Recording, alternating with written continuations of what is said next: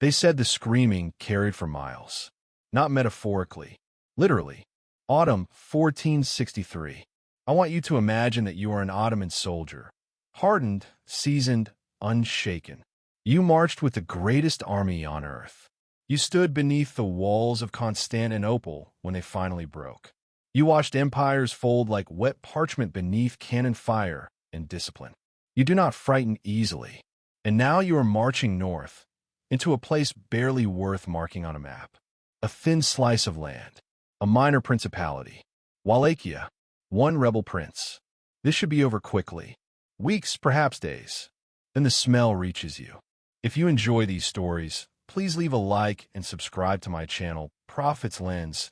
It truly motivates me to create more engaging stories for you. Please also let me know in the comments where you're listening from. I'm genuinely curious to see how far these stories will reach. Thank you all for your understanding and support. It isn't just death. You know death. This is rot layered on rot, sweet and sour at the same time, thick enough to cling to the back of your throat. The column slows. The horses resist. The scouts ahead stop moving. Not because they were ordered to, but because they can't take another step.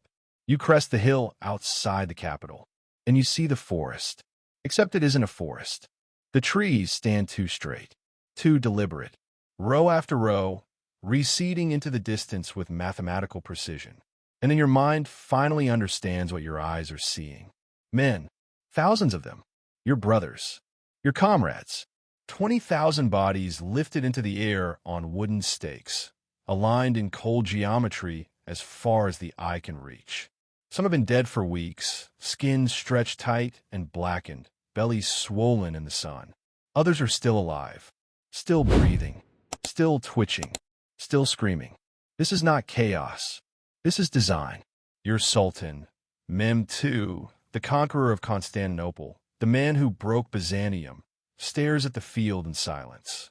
Then he does something no one expects. He turns the army around, and that is the moment you should begin to feel real fear. Because this is not madness.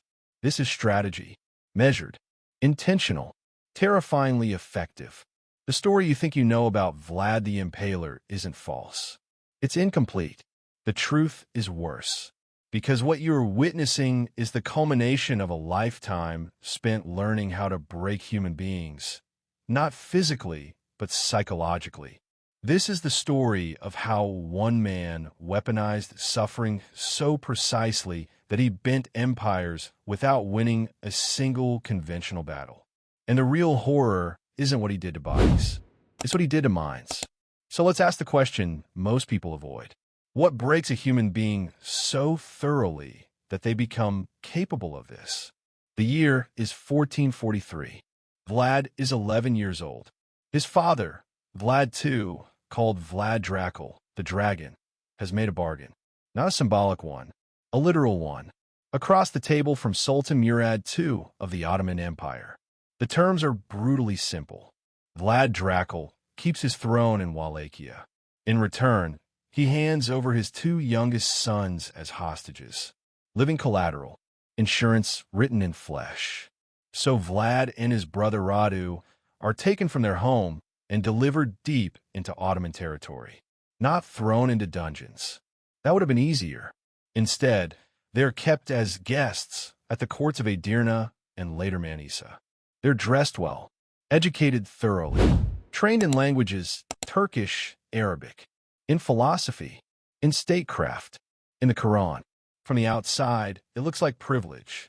But this was not education. It was conditioning. Vlad spent the most formative years of his life, ages 11 to 17, watching an empire teach obedience through spectacle. He saw how fear could be choreographed, how executions were staged not merely to punish the condemned, but to scar the witnesses. He learned that terror, when applied with precision, could govern more efficiently than armies. And he learned something else, something far more dangerous. He was powerless. Radu adopted. He softened. He even formed a close bond with the Sultan's son, Mehmed, the same boy who would later conquer Constantinople. Vlad did not adapt. He resisted. Ottoman records suggest he was punished repeatedly for defiance. Some accounts hint at beatings. Perhaps worse.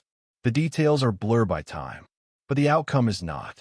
Something inside him fractured or crystallized. Modern psychologists might recognize the pattern: persecution, humiliation, and an obsessive hunger for control. Vlad did not forget a single punishment. He cataloged them, studied them, filed them away like tools. By 1448, after 6 years in captivity, Vlad returned to Wallachia at 17 years old. 2 months later, his father was assassinated by rival boyars, the same nobility who shifted loyalties between Ottomans and Hungarians whenever it suited them. Vlad's older brother was buried alive. Just like that, the world finished teaching its lesson.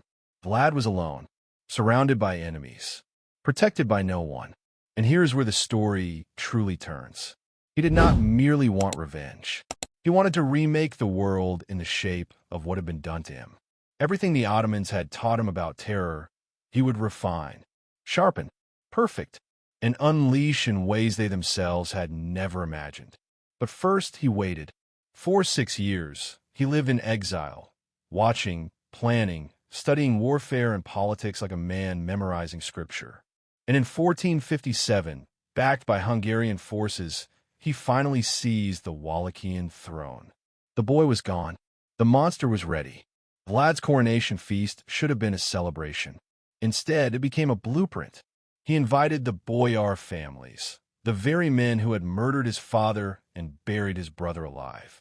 They came dressed in finery, confident in their ability to survive yet another regime change. The hall was adorned.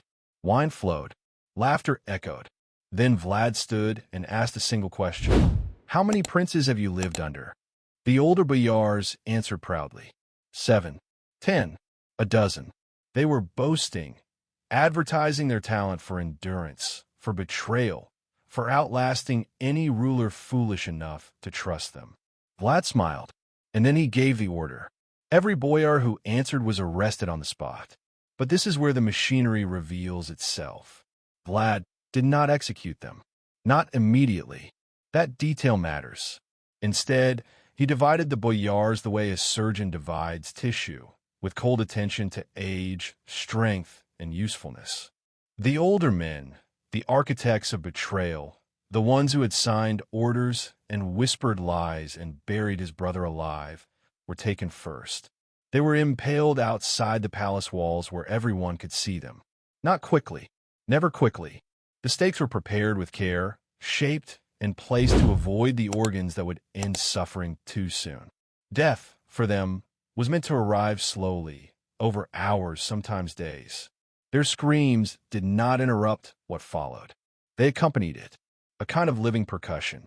The younger, stronger boyars and their families were spared that fate.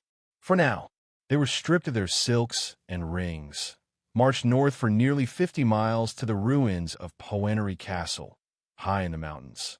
When they arrived, exhausted and broken, Vlad gave them a choice that wasn't really a choice at all. Rebuild the fortress or die. So they worked.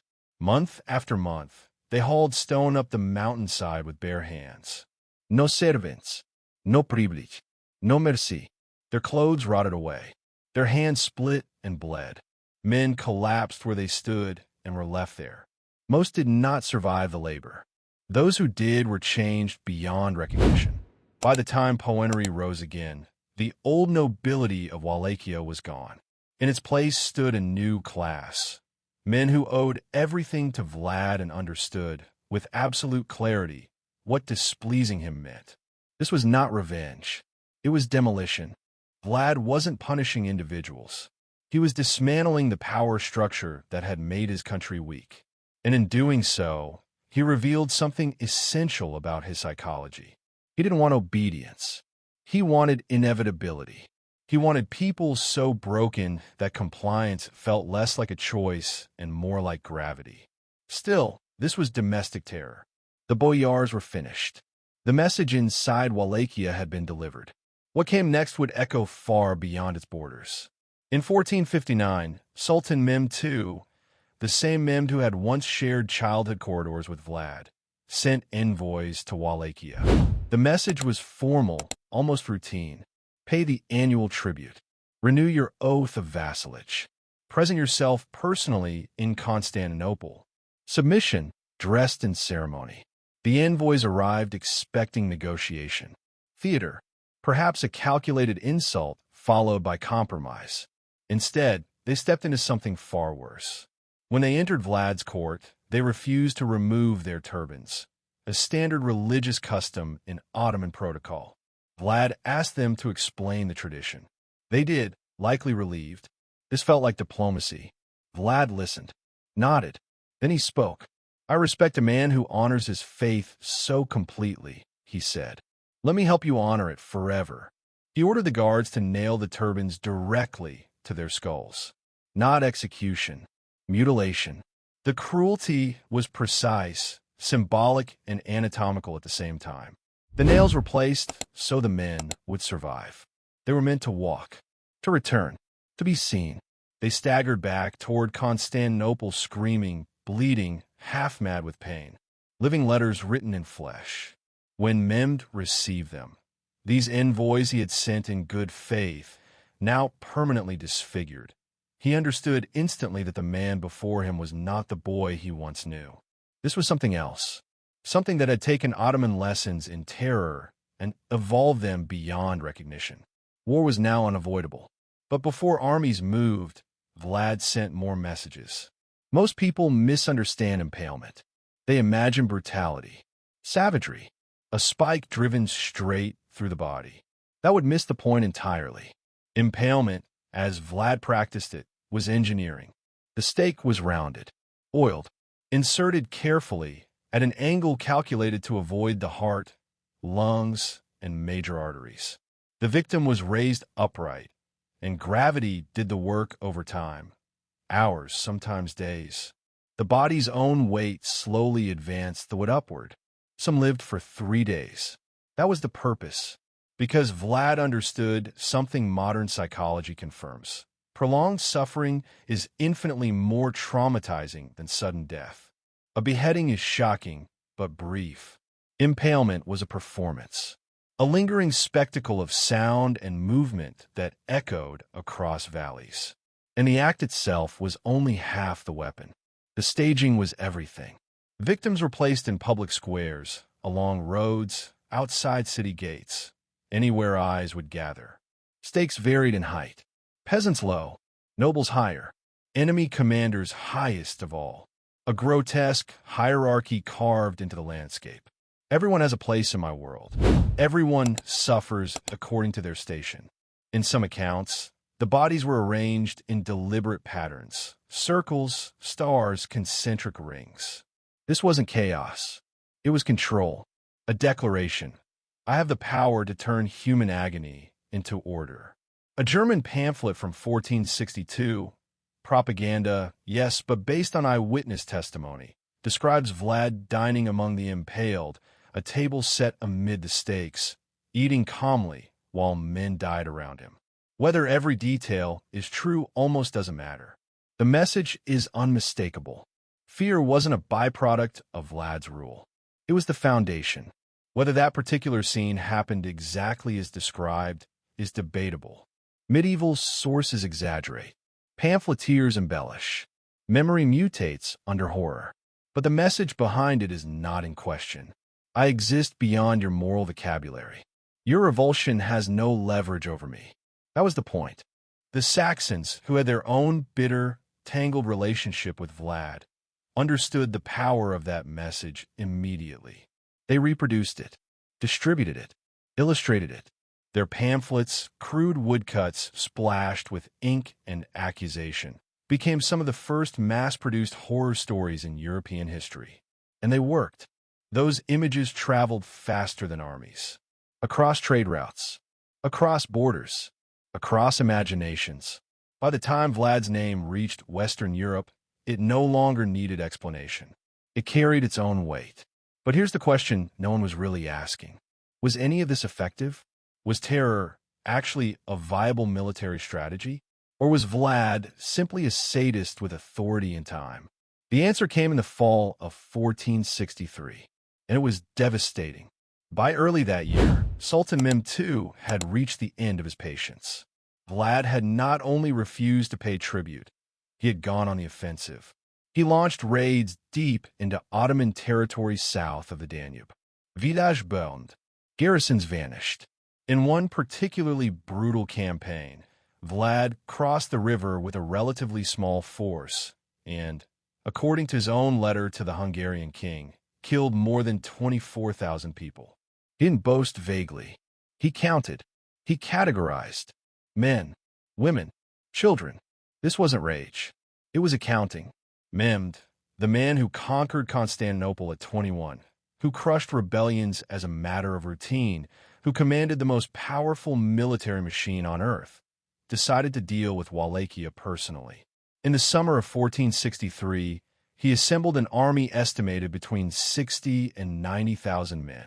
The exact number is lost, but even conservative figures put it more than triple Wallachia's entire military-age male population. This was not a campaign.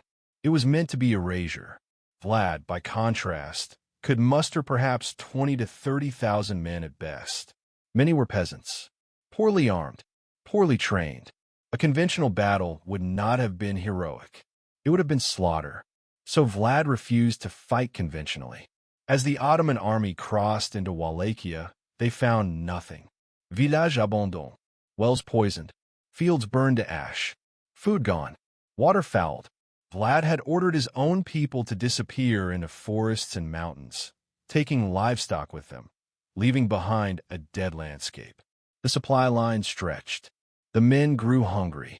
Then the night raids began. These are not skirmishes. They were disruptions. Vlad had trained small, specialized units, 50, maybe 100 men at a time, to strike after dark. They hit camps, killed sentries, set fires, slaughtered pack animals, and vanished before formations could assemble. The objective wasn't victory. It was insomnia, fear, exhaustion, paranoia. Then came October 19th, 1462. From captured soldiers, Vlad learned that Mehmed himself was camped near Targovist with his personal guard, the Janissaries, the elite of the elite. This was the moment he had been waiting for since childhood. Vlad personally led a force of roughly 10,000 men in what history remembers as the night attack. Under darkness, dressed in captured Ottoman uniforms, speaking enough Turkish to sow confusion, they slipped into the massive camp. Fires erupted. Horses stampeded. Tents collapsed in flame and panic. The assault drove straight toward the Sultan's pavilion. For a moment, just a moment, it nearly worked. Some historians believe Vlad and Mehmed were briefly within sight of one another across the burning chaos. But the Janissaries held. They formed a defensive ring around their ruler. Hours of brutal, close combat followed. Eventually, Vlad recognized the truth. He could not break through, so he did the unthinkable again. He withdrew. His forces melted back into the night as suddenly as they had appeared. Ottoman casualties were relatively light, perhaps 2,000 dead, though Ottoman sources minimized the number. But the damage had already been done. The Sultan of the Ottoman Empire, at the center of his own army, had nearly been assassinated by a vastly outnumbered enemy who struck like a phantom and vanished without consequence. Commanders were shaken. Soldiers were exhausted, and they were still weeks from safety, trudging through a land that seemed actively hostile to human life. Every shadow threatened movement. Every silence felt staged. Then they approached the capital, and that was when they saw what Vlad had been preparing for them. No written description can truly capture what Mehmed's army encountered outside Targovist in late June of 1462. But try. Imagine you are an Ottoman soldier. You have marched for weeks through scorched earth. You are hungry, dehydrated. Your nerves are frayed from constant night alarms. You haven't seen the enemy in days. That should be reassuring.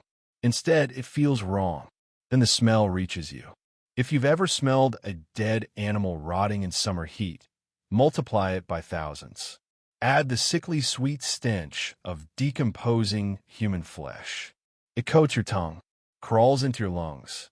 Then you see the first stake, then 10, then 100, and then you realize there is no end. They stretch to the horizon in every direction, and the forest begins. Contemporary accounts claim the field of impaled bodies stretched nearly 2 miles in length and more than half a mile across. The numbers themselves blur under scrutiny.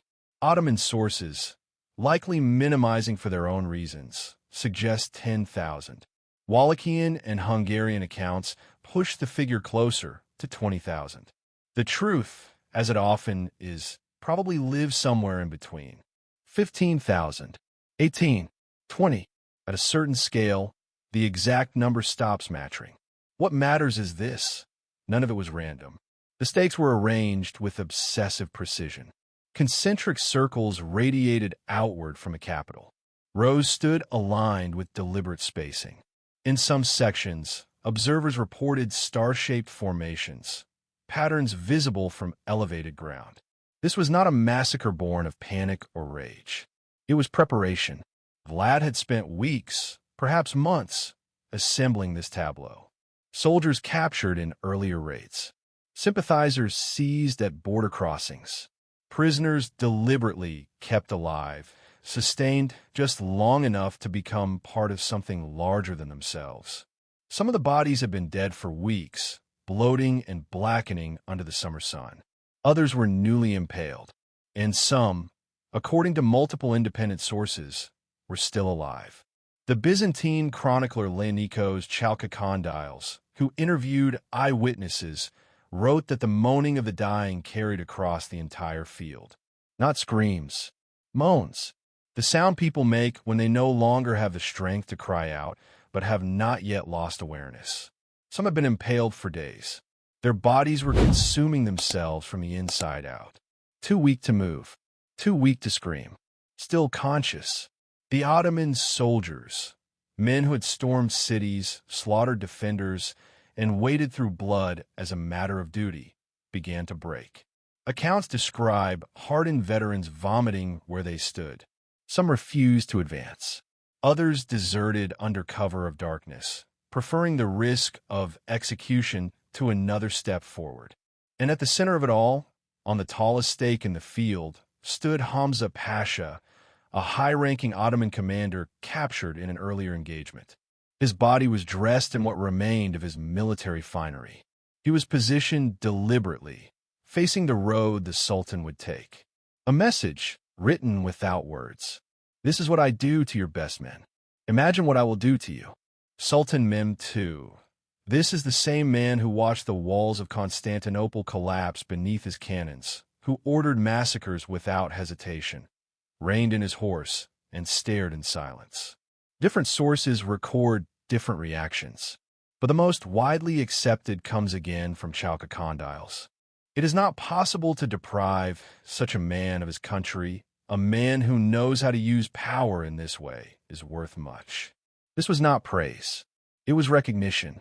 Mehmed understood that he was facing something unfamiliar, a mind that had taken Ottoman methods of terror and refined them into something even the Ottomans could not fully counter. The situation was already deteriorating. Supply lines were stretched thin. Scorched earth tactics had worked. Night raids had shattered morale. Even the Sultan's own commanders were quietly urging withdrawal. But the forest of the impaled was the breaking point. It proved that conventional military logic no longer applied. Vlad was not trying to win battles. He was trying to fracture minds. And it was working. Within days, Mehmed ordered a general retreat. He left behind a force under Vlad's younger brother, Radu, to continue pressure. But the Sultan himself withdrew with the main army. The most powerful military force on earth had invaded a minor principality with overwhelming numbers and had been turned back. Not by defeat, by fear. Vlad the Impaler had won, and that is where the tragedy deepens. Because terror, no matter how effective in the short term, always consumes its creator. In Christian Europe, Vlad was briefly celebrated. The Hungarian king praised him. The Pope lauded his defense of Christendom. For a moment, he was useful, but they misunderstood him. Vlad could not stop. The methods that repelled the Ottomans did not remain reserved for the Ottomans. He used them on everyone. By late 1462, Wallachia merchants were being impaled for price gouging. Boyars were executed on rumor alone. Entire villages were punished for minor infractions. The tool he had forged to face annihilation became the only tool he knew how to use. His political support collapsed. Radu, backed by Ottoman gold and troops, presented himself as the sane alternative. Hungarian allies quietly withdrew. Vlad's behavior became increasingly erratic, increasingly isolating. In December 1463, just a few months after his greatest triumph, Vlad fled to Hungary. And here lies the bitter irony. He was imprisoned by his supposed ally, King Matthias Corvinus of Hungary, on charges that remain murky to this day. Some sources suggest forged letters accusing Vlad of negotiating with the Ottomans. Others imply that he had simply become too dangerous to tolerate. He spent 12 years in captivity, not the brutal imprisonment of his Ottoman youth, but comfortable house arrest. He married a Hungarian noblewoman, had children. By all accounts, he was compliant, almost quiet. Then, in 1476, chaos returned to Wallachia. With the help of Stephen the Great of Moldavia and Hungarian backing, Vlad reclaimed the throne one final time in November of that year. He ruled for perhaps 2 months. In January 1477, or February 1478, the exact date is lost, Vlad died in battle with Ottoman troops near Bucharest. After everything he had done to shape fear, history ended him quickly. And that, too, feels intentional. The exact circumstances of Vlad's death are unclear. History fractures at that moment. Some accounts claim he was killed by his own men, either betrayed outright or struck down by accident in the chaos of battle. Others insist he was overwhelmed by Ottoman soldiers and cut down where he stood. The truth is lost somewhere between panic, violence, and fog. What is certain is what followed. His head was severed, preserved in honey, and sent to Sultan Mehmed in Constantinople as proof. After a lifetime spent manufacturing terror, Vlad the Impaler became an object, displayed, mocked, reduced to a trophy in the capital of the empire he had spent his life resisting. There's a cruel symmetry in that. His body was said to have been buried at Snaga Monastery, on an island in what is now Romania. Excavations in the 1930s uncovered a tomb. It was empty. To this day, no one knows where Vlad's remains lie. So what are we supposed to do with this story? In Romania, Vlad is often remembered as a national hero. Brutal, yes, but effective. A ruler who faced annihilation and refused to yield. Statues stand in his likeness. His face appears on souvenirs, postcards, mugs. History softened by distance. Elsewhere, the story took a different path. In 1897, Bram Stoker borrowed Vlad's name for Dracula, blending fragments of history with folklore and superstition. Vlad became something supernatural, a vampire, a monster, and in doing so, the world was given an escape hatch, because monsters don't require understanding. Monsters aren't us, but that is the lie. The real horror is not that Vlad was inhuman. The real horror is that everything he did was human. Painfully, terrifyingly, human. He was not born a monster. He was shaped by a system that taught him power comes through fear. That survival demands absolute ruthlessness. That empathy is a liability. And he absorbed those lessons completely, then carried them to their logical conclusion. The forest of the impaled was not madness. It was applied psychology. The night attacks were not chaos. They were precision strategy. Every impalement, every mutilation, every public display of suffering was calculated, deliberate, and placed within a larger design. And here is the part that should keep you awake. It worked. Against impossible odds, using nothing but engineered terror, Vlad turned back an empire. He proved that fear, carefully weaponized, could accomplish what armies could not. So the question is not whether Vlad was evil. That much is obvious. The real question is this. What does it say about human nature that this method, was so effective, and how many other calculated horrors are buried in history's shadows, waiting to remind us of lessons we would rather forget.